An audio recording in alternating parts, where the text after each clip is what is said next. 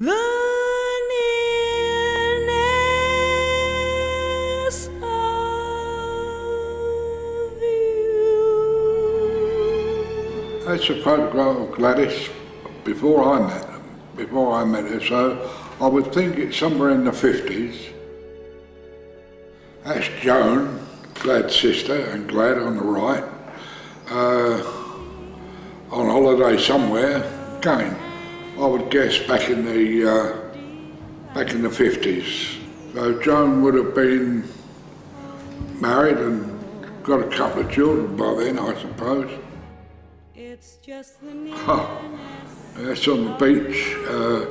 That'll be down somewhere near Selsey. Oh, that's quite an old one. That's a holiday camp in Sheerness. Oh, now this brings us up to 1962. That's our wedding day.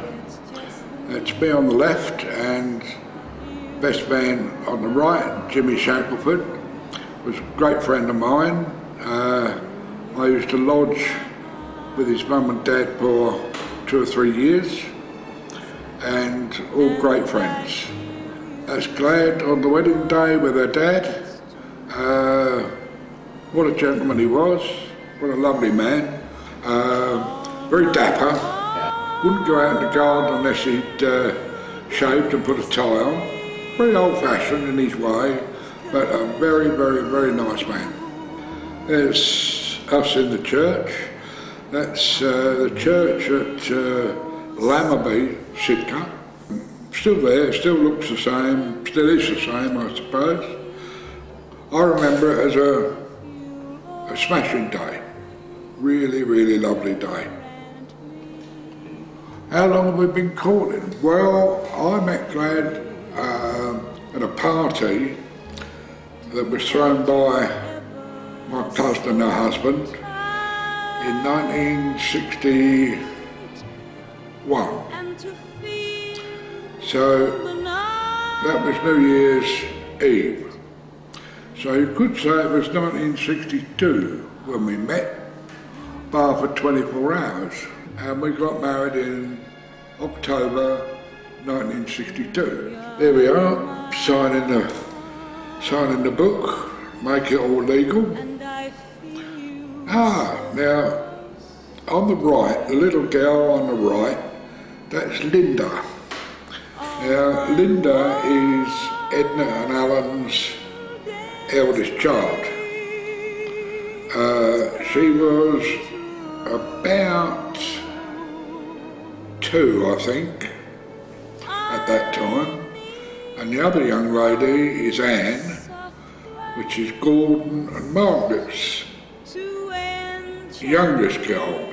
Now the bridesmaid on my right is Jennifer. Jennifer is the daughter of Joan and Jack. Joan being Glad's sister, and Jack her husband, of course. Another group from the right, that's Glad's father, her mother, best man Jimmy Shackelford.